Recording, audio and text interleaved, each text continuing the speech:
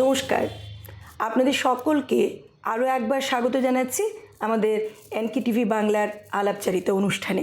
আজ আমাদের সাথে যিনি আছেন তিনি বাচিক শিল্পী, অভিনেতা, নির্দেশক এবং আমাদের সকলের ভীষণ প্রিয় একজন মানুষ, শ্রী শান্তনু সেনগুপ্ত দাদা। শান্তনু সেনগুপ্ত দাদা, আপনাকে অসংখ্য অসংখ্য শুভেচ্ছা, ভালোবাসা এবং আমাদের এই অনুষ্ঠানে স্বাগত জানাচ্ছি। আমিও অত্যন্ত আনন্দিত আজকে তোমার এই পডকাস্টে উপস্থিত থাকতে পেরে। আমি ভীষণ রোমাঞ্চিত বলতে পারো। ধন্যবাদ আপনাকে। প্রথমেই আমরা একদম শুরুতে শুরু করব। এই নাটক বা এই কবিতা এটা শুরু কবে এবং কোথা থেকে? শুরুটা স্কুলেই। কারণ আমার বাবা ছিলেন আমার স্কুলেরই হেডমাস্টার। আচ্ছা।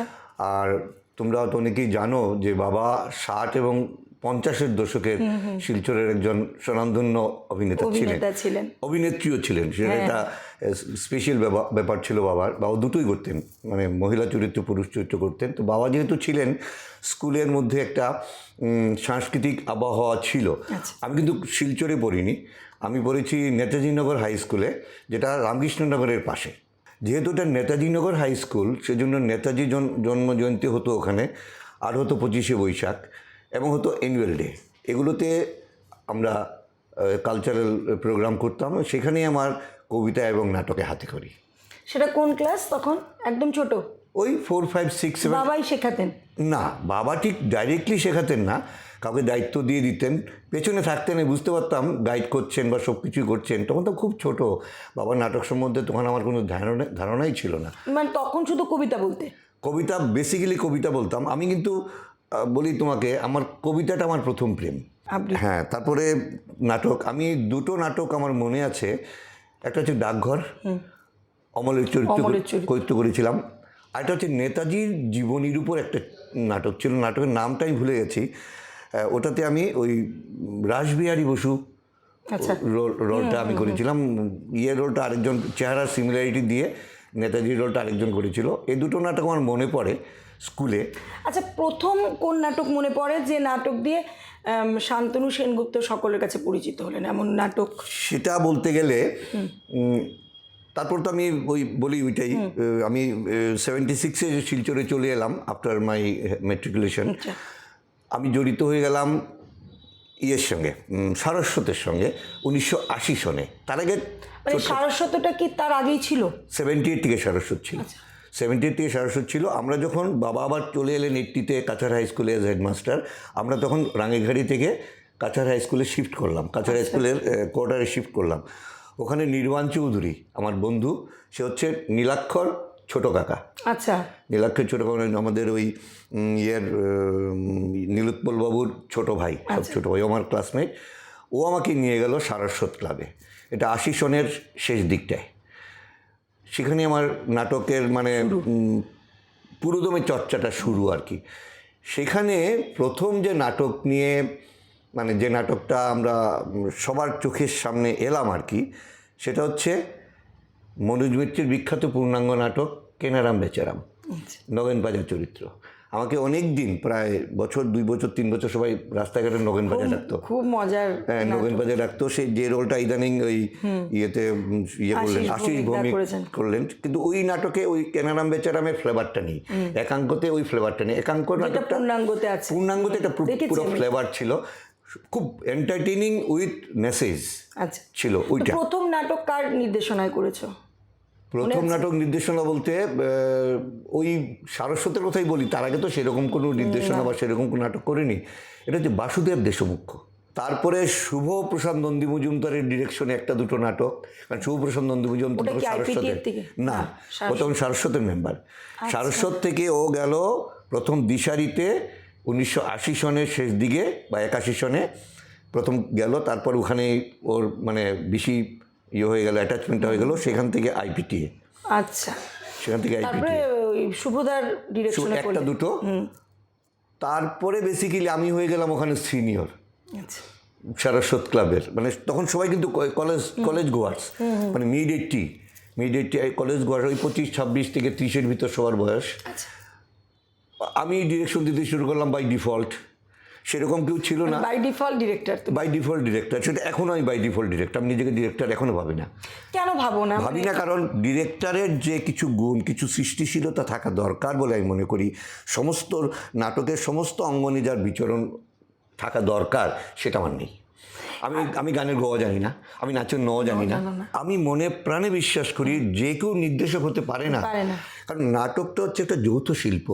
সেই যৌথ শিল্পের মধ্যে আমাদের অভিনয় তো আছেই, মঞ্চসজ্জা আছে, রূপসজ্জা আছে, আলোকসজ্জা আছে, তারপরে আর কি আবহ সঙ্গীত আছে। এই প্রত্যেকটি ব্যাপারে যদি একটা দখল না থাকে তাহলে একজন ভালো নির্দেশক হওয়া যায় না, এটাই মনে প্রাণে বিশ্বাস করি। সেজন্য আমি নিজেকে নির্দেশক তো ভাবিই না, মানে ভালো নির্দেশক খুব হাতে গোনা। সেটা আমি আগে বলেছি, আজকে আমি এটা রিপিট করছি না। আমার বিচারে হাতে গোনা। শিলচরে প্রচুর ভালো অভিনেতা আছেন, অভিনেত্রী আছেন, যারা নির্দেশক সেই তুলনায় কম, যারা অভিনেতা অভিনেত্রী মানে এরা দাপিয়ে অভিনয় করতে পারবেন ভারতবর্ষের যে কোনো মঞ্চে, এটা আমি জোর গলায় বলতে পারি। তো নির্দেশক সেই অর্থে ততটা নেই আর কি আমার বিচারে আর কি। সেজন্যে হয়ে গেলাম আমি নির্দেশক।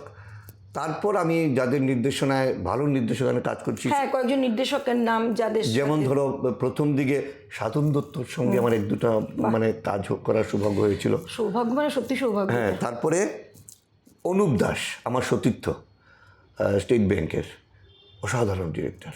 ওনার আন্ডারে একটু মানে মাইলস্টোন নাটক শিলচরে রক্তগরবী, যেটা রূপমের ব্যানারে হয়েছিল, সমস্ত দল থেকে কিছু শিল্পী নিয়ে।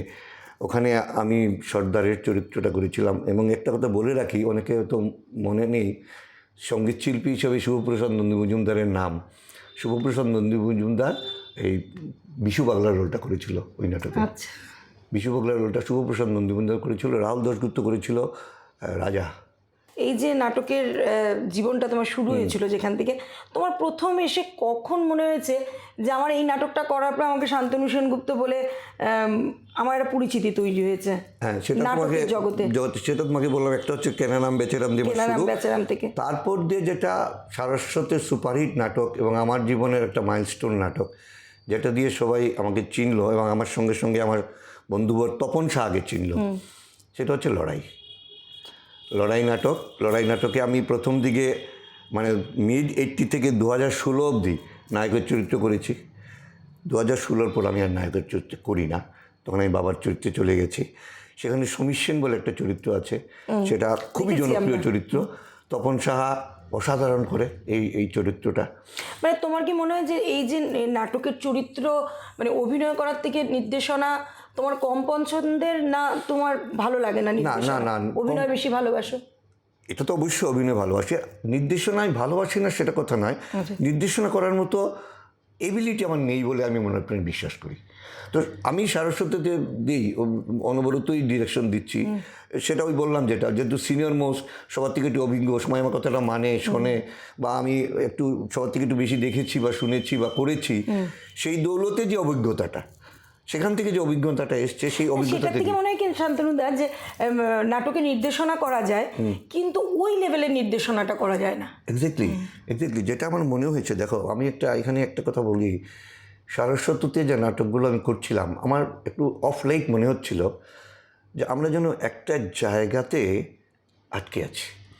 লোকে বলছে বাহ ভালো হয়েছে, হ্যাঁ ভালোই তো করেছিস, এই অবধি বাহ দারুণ কী করলি, এটা বলছে না, জেনুইনলি বলছে না, হচ্ছে না। তো এই কথাটার পর আমার মনে হলো, তোমার কি এরকম মনে হয় কখনো যে আমরা অনেক সময় ভালো করেছিস, ভালো হয়েছে, এইটুক কথাতেই আমরা স্যাটিসফাই হয়ে যাই? একদম না, একদম না।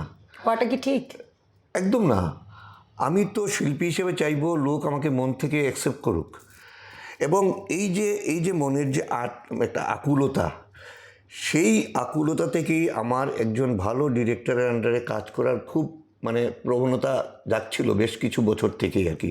যে আমি নিজেকে একটু দেখি না, এক্সপ্লয়েট করি, আমি আর একটা কিছু করতে পারি কি না। সেখান থেকেই কিন্তু আমার সায়নের সঙ্গে নাটক করার যে যুগসূত্রটা, ওকে আমি বলেছিলাম যে আমাকে সুযোগ পেলে নিও, ও একটা নাটকে আমাকে নিল।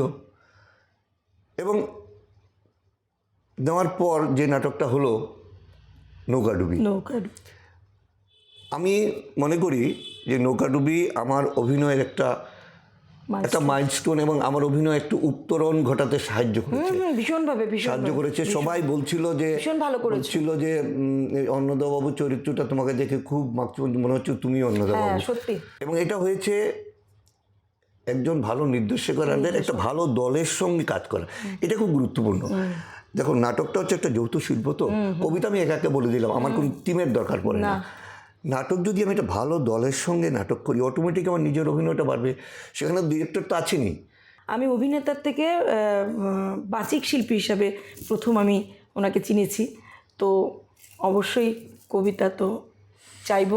দেখো, নাটক তো আমি অনেক করেছি, একটু বলিনি দুটো কথা। ধরো, গোটা 30 নাটক আমি, একাঙ্ক নাটক আমি করেছি সারস্বতের হয়ে, আরও গোটা 10 নাটক বিভিন্ন দলের হয়ে করেছি। পূর্ণাঙ্গ নাটক ধরো 8-9টা পূর্ণাঙ্গ নাটক আমি সারস্বতের হয়ে করেছি, আরও ধরো 8-10টা নাটক আমি অন্যান্য বিভিন্ন দলের হয়ে করেছি, দশরূপকের হয়ে, আজকের প্রজন্মের হয়ে, বিবর্তনের হয়ে। তুমি কতটা সংস্থার সাথে কাজ করেছো, একটু নামটা বলো আমাদের। শিলচরের মধ্যে দেখো, সারস্বত আমার নিজের সংস্থা, তারপরে পুবালির সঙ্গে আমি ঘনিষ্ঠভাবে জড়িত। পুবালির থেকে আমি 7-8টা নাটক করেছি, গণেশ্বর থেকে একটা নাটক করেছি, দশরূপকের থেকে আমি 3টে পূর্ণাঙ্গ নাটক করেছি, ওই গো ক্যাপ্টেন গো, মহাজীবন, এবং মোস্ট প্রবাবলি আইজো আন্ধাইর একটা হোমিওপ্যাথ ডাক্তারের চরিত্র ছিল, আমি নাটকের নামটা ভুলে গেছি। তারপরে আমি কালচার ইউনিটের সঙ্গে নাটক করেছি, রথের রশি করেছি আগে, এবার রিসেন্টলি কেলিগুলা করেছি, নাট্যাঙ্গন থেকে শেষ যাত্রা করেছি, তারপরে আজকের প্রজন্মের সঙ্গে নিশিজাল। এই নিশিজালটা ওই মানে আমার আরেকটা মাইলস্টোন নাটক, যেটা আমাকে আরেকটু উত্তরণ দিয়েছে। এই একটা কথা বলি, অন্নদাবাবু চরিত্রটা আমার জোনারের, কিন্তু নিশিজালের নীলাক্ষটা একেবারে আমার বিপরীতধর্মী একটা ক্যারেক্টার। বয়স ছাড়া আর কিছুরই মিল ছিল না, শুধু বয়সটাই মিল ছিল, রিটায়ার্ড পুলিশ অফিসার, আর কিছুই মিল ছিল না। আমার প্রচুর পরিশ্রম করতে হয়েছে, এবং পরিশ্রম করতে হয়েছে, এবং সেটা ওই অন্নদাবাবুর থেকে আরেকটা অন্য ধরনের চরিত্রে আমি করেছি। যার জন্যে আমি মনে করি যে হয়তো একটু উত্তরণ আমার হয়েছে। এখন আসি আমি কবিতার কথায়। প্রথমে তো কবিগুরু রবীন্দ্রনাথ, তার উপর তো আর কোনো কথা হতে পারে না। খুব বহুশ্রুত কবিতা আফ্রিকা, তোমারও জানা। উদ্ভ্রান্ত সে আদিম যুগে স্রষ্টা যখন নিজের প্রতি অসন্তোষে নতুন সৃষ্টিকে বারবার করছিলেন বিধ্বস্ত, তার সেই অধৈর্যে ঘন ঘন মাথা নাড়ার দিনে রুদ্র সমুদ্রের বাহু প্রাচী ধরিত্রীর বুকের থেকে ছিনিয়ে নিয়ে গেল তোমাকে আফ্রিকা। বাঁধে তোমাকে বনস্পতির নিবিড় পাহারায় কৃপণ আলোর অন্তঃপুরে। সেখানে নিভৃত অবকাশে তুমি সংগ্রহ করেছিলে দুর্গমের রহস্য, চিনেছিলে জল, স্থল, আকাশের দুর্বোধ সংকেত, প্রকৃতির দৃষ্টি অতীত জাদু মন্ত্র জাগাচ্ছিল তোমার চেতনাতীত মনে। বিদ্রুপ করেছিলে ভীষণকে বিরূপের ছদ্মবেশে, শঙ্কাকে চাচ্ছিলে হার মানাতে, আপনাকে উগ্র করি বিভীষিকার প্রচণ্ড মহিমায় তাণ্ডবের দুন্দুবি নিনাদে। হায় ছায়াবৃতা, কালো ঘুমটার নিচে অপরিচিত ছিল তোমার মানব রূপ। উপেক্ষার আবিল দৃষ্টিতে এলো ওরা লোহার হাত করে নিয়ে, নখ যাদের তীক্ষ্ণ তোমার নেকড়ের চেয়ে, এলো মানুষ ধরার দল গর্বে যার অন্ধ তোমার সূর্যহারা অরণ্যের চেয়ে। সূর্যের লোভ নগ্ন করলো আপন নির্লজ্জ অমানুষতা। তোমার ভাষাহীন ক্রন্দনে বাষ্পাকুল অরণ্য পথে পঙ্কিল হলো ধুলি তোমার রক্তে অশ্রুত মিশে। দস্যু পায়ের কাটামারা জুতোর তলায় বিভৎস কাদার পিণ্ড চিরচিহ্ন দিয়ে গেল তোমার অপমানিত ইতিহাসে। সমুদ্র পারে সেই মুহূর্তে তাদের পাড়ায় পাড়ায় মন্দিরে বাজছিল পূজার ঘণ্টা। সকালে সন্ধ্যায় দয়াময় দেবতার নামে শিশুরা খেলছিল মায়ের কোলে, কবির সঙ্গীতে বেজে উঠছিল সুন্দরের আরাধনা। আজ যখন পশ্চিম দিগন্তে প্রদূষকাল, ঝঞ্ঝা বাতাসের ঊর্ধ্বশ্বাস, যখন গুপ্ত গহ্বর থেকে পশুরা বেরিয়ে এলো, অশুভ ধ্বনিতে ঘোষণা করলো দিনের অন্তিমকাল। এসো যুগান্তের কবি, আসন্ন সন্ধ্যার শেষ শস্যিপাতে দাঁড়াও ওই মান হারা মানবীর দ্বারে, বলো ক্ষমা করো হিংস্র প্রলাপের মধ্যে সেই হোক তোমার সভ্যতার শেষ পুণ্যবাণী। তোমার প্রিয় আবৃত্তিকার? আমার প্রিয় আবৃত্তিকার পার্থ ঘোষ, সৌমিত্র চট্টোপাধ্যায়। ভীষণ ভালো। হ্যাঁ, সৌন্দর্য পার্থ ঘোষ। কিন্তু একটা ব্যাপার কি জানো তো, আমি মানে একদম এই শেষ বয়সের আগ পর্যন্ত কখনো কোনো আবৃত্তি শুনিনি কারো, যার জন্যে আমার আবৃত্তিতে কারো কোনো ছাপ নেই। এটা আমি একটু বড় গলায় বলতে পারি, কারো কোনো ছাপ নেই। আমি যদি আর বাসিনাবা যে বলি, আমি যদি একবার শুনে নিতাম ওই সব্যসাচীর, তাহলে আমি বলতে পারতাম না। সব্যসাচীর যদি তুমি শোনো, উইথ অল ডিউ রেসপেক্ট, তুমি যেভাবে বলেছেন ওর গলার এত ক্ষমতা, ও যেভাবে বলেছেন আমি সেভাবে বলি না, কিন্তু আমি এটার মধ্যে পুরো নাটক ঢুকিয়ে দিই, আমি আমার মতো করে করি। এটা হচ্ছে আমার ব্যাপার, আমি কারো শুনি না। তবে একটা জিনিস আমি অত্যন্ত গুণমুগ্ধ, সেটা হচ্ছে শ্রুতি নাটকের গুণমুগ্ধ আমি এই জগন্নাথ বসু আর উর্মিমালা বসু, আমি একে গুণমুগ্ধ। আমি দারুণ করেন, প্রতি সপ্তাহে শুনি ওদের গুণমুগ্ধ বোধহয় প্রতি সপ্তাহে শুনি, এবং হয়তো ওদেরকে একটু একটু নকলও করি হয়তো। তোমার এমন কোনো অভিজ্ঞতা আছে নাটক করতে মঞ্চে ওঠার পরে, মানে আনএক্সপেক্টেড কোনো ঘটনা বা মজার কোনো ঘটনা, এরকম কিছু? একটা খুব মজার ঘটনা আছে। হ্যাঁ, বলো দেখি। নাটক আলিবাবা পাঁচালী, এই নাটকটা হচ্ছে ড্রামা ইন ড্রামা। আচ্ছা, মানে এখানে একটা দল আলিবাবা 40 জন নাটকটার স্টেজ রিহার্সাল দিচ্ছে, মানে নাটকের মধ্যে স্টেজ রিহার্সাল, মানে এটা দেখানো হচ্ছে যে স্টেজ রিহার্সাল দিচ্ছে। প্রথম যখন চরিত্রটা ঢুকছে ওর অরিজিনাল ড্রেসে ঢুকছে। আচ্ছা, যেমন প্রথম তুমি ঢুকছো মৌটুসী বিশ্বাস, ঢুকে হয়ে গেলে ফতিমা। আচ্ছা আচ্ছা আচ্ছা আচ্ছা, তুমি প্রথম ঢুকছো মৌটুসী বিশ্বাস, তোমাকে দেখছে সবাই, তুমি মৌটুসী ঢুকেছো, আলিবাবা নাটকের অভিনয় করবে, তুমি ফতিমা চরিত্র অভিনয় করবে, তারপর তুমি একটু ড্রেস আপ করে ফতিমা চরিত্র। আচ্ছা, ফতিমা চরিত্র করতে করতে তুমি মৌটুসী বিশ্বাসে চলে যাচ্ছ। আচ্ছা, ফতিমা বলছে আমি আমার ছেলেটা তো এমপ্লয়মেন্ট এক্সচেঞ্জের নাম লিখিয়ে চাকরি হচ্ছে না। সেটা তো আলিবাবা 40 চুরি নেই, ওর ব্যক্তিগত জীবনে আছে। মানে এখানে মিলিয়ে দিয়েছে। যেমন মর্জিনা যে করছিল, ও হচ্ছে বার্ড ডান্সার। আচ্ছা, তো এভাবে নাটকটা এগিয়ে যাচ্ছে। তো আমরা দেখাচ্ছি মর্জিনাকে bird dancer, drama in drama তো নাটকটা। তো নাটকটা এইভাবে এগুচ্ছে, আমরা মর্জিনাকে দেখাচ্ছি বার্ড ডান্সার। ওখানে যখন মর্জিনা রোল করছে, ওর বারের মালিক এসে গেছে, হম্বিতম্বি করছে, এই চলো তোমার বার ডান্সের সময় গেছো, অমুক মানে গুলগুলিয়া এসে গেছেন, যেতে হবে, শিগগির চলো, এইসব মর্জিনা করলে চলবে না। একজন দর্শক দাঁড়িয়ে গেছেন, কি শুরু করেছেন আপনারা? ফাজলামো হচ্ছে এটা, আলিবাবা 40 জন নাটক নিয়ে আপনারা ফাজলামো করছেন এখানে। পুরো দুস্তু গরম হয়ে গেছে, এগুলো কী হচ্ছে? আপনার নাটকের নামে কী সব করছেন এগুলো? আমি সঙ্গে সঙ্গে নাটকটা থামিয়ে, আমার এখানে রোল ছিল ডিরেক্টর। আচ্ছা, আমি একমাত্র যার একটাই ক্যারেক্টার, মানে আমি এই নাটকের ডিরেক্টর, আমার কোনো দ্বৈত চরিত্র ছিল না। আমি এগিয়ে এসে ওকে নমস্কার করে বললাম, দাদা আমাদের নাটকটা শেষ হতে 10 মিনিট বাকি, আপনি 10টা মিনিট একটু ধৈর্য ধরে শুনে নিন, 1.5 ঘন্টা ধরে তো আপনি দেখছেন, তারপর আপনি বুঝতে পারবেন যে আমরা কি করছি। উনি তো রাজি হচ্ছেন না। তারপরে অডিয়েন্স থেকে আমাদের শুভানুদ্দায়ী তো আরও কিছু ছিলেন, ওনাকে ঠান্ডা করে বসিয়েছেন। তারপরে নাটকটা শেষ হয়েছে, উনি এসছেন, ওনাকে পুরো ব্যাপারটা আমরা বুঝিয়েছি, তারপর উনি শান্ত হয়েছেন। এটা একটা দারুণ আমার এক্সপিরিয়েন্স। এমন কখনো হয়েছে যে নাটকের মঞ্চে তুমি অভিনয় করছো, সহ অভিনেতা বা অভিনেত্রী কেউ ডায়লগ ভুলে গেছে? হ্যাঁ, এরকম একটা অভিনয় আছে। এটা হচ্ছে ডিস্ট্রিক্ট লাইব্রেরিতেই, তখন ওই সারস্বতেরই নাটকটা আমি পুরো ভুলে গেছি। কার সঙ্গে ঘটনাটা ঘটেছিল মনে আছে, সে হচ্ছে অমলেন্দু দে, বুড়ন, আমার বন্ধু, ড্যাফোডিলসের একজন ওয়ান অফ দ্য স্বত্বাধিকারী।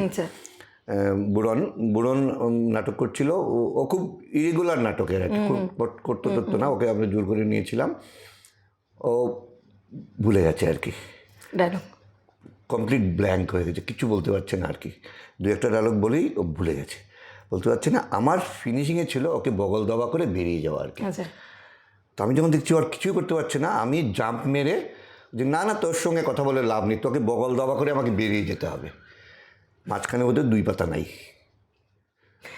নাই আর কি। তারপর ও আমাকে বলছে তুই আমাকে বাঁচিয়েছিস, কি যে বাঁচিয়েছিস আমাকে। এরকম মজার আছে, 2-একটা ঘটনা আছে। আচ্ছা, আমি দর্শকদের তরফ থেকে আরও একটু অনুরোধ, যে আমরা কথার ফাঁকে আরও একটি কবিতা যদি শুনতে পারি, একটু অন্যরকম কিছু। হ্যাঁ, কবিতা বলতে তো খুবই ভালোবাসে, তাহলে একটা কাজ করি, একটু আধুনিকে চলে আসি। আমি এটা বিশ্বাস করি, জানো তো, সবসময় বিশ্বাস করি নাটকের ক্ষেত্রেই বা কবিতার ক্ষেত্রেই হোক, কিছু যেন বার্তা বয়ে আনে, এটা হলে খুব ভালো হয়, খুব ভালো হয়। তার তার মানে কাব্যগত যা মানে যা গুণগত মান যেটা আছে সেটা তো থাকবেই, তার সঙ্গে একটু বার্তা থাকলে ভালো হয়। না থাকলে ভালো হয়, এটা আমাদের একটু বিতর্ক বিষয় হয়ে যেতে পারে। বার্তা থাকলে ভালো হয়, কিন্তু সবসময় বার্তা কিন্তু থাকে না। তো আমি চেষ্টা করি সেরকম কিছু থাকলে এটাকে একটু নিয়ে নিতে, এবং যে নাটকে বা যে কবিতায় একটু নাটকীয়তা থাকে বা একটু ইয়ে থাকে, অভিনয়ের স্কোপ থাকে, সেটাকে আমাকে একটু বেশি আকর্ষণ করে, বলতেও সুবিধা, একটু বেশি আকর্ষণ করে। তো তুমি তো দেখতেই পাচ্ছ আজকাল বিভিন্ন জায়গায় মহিলাদের উপর বিভিন্ন রকম অত্যাচার হচ্ছে। এটার আমি বিশদে এখানে বলছি না, সবাই জানেন। যতই তোমার আধুনিক হই না কেন, এখনো আমরা ওই সেই মহাভারতের যুগেই পড়ে আছি।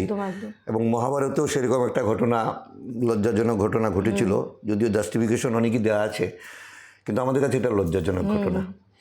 সেই ঘটনার উপর আধুনিক কবি আর্যতীর্থের একটি কবিতা বিকর্ণ, এটা মেধা বন্দ্যোপাধ্যায় অসাধারণ বলেছেন। ওনার ধারে কাছে আমি যাব না, কিন্তু আমি আমার নিজের মতো করে। যাজ্ঞসেনীর খুলছে শাড়ি, টানছে ধরে দুঃশাসন, দায় ছিল যার গর্জে ওঠার, নিচু মাথায় সে পাঁচজন। দুর্যোধনের নগ্ন উরু, ইঙ্গিতে তার ধর্ষকাম, হস্তিনাপুর দেখছে বসে, ধ্বস্ত হতে তার সুনাম।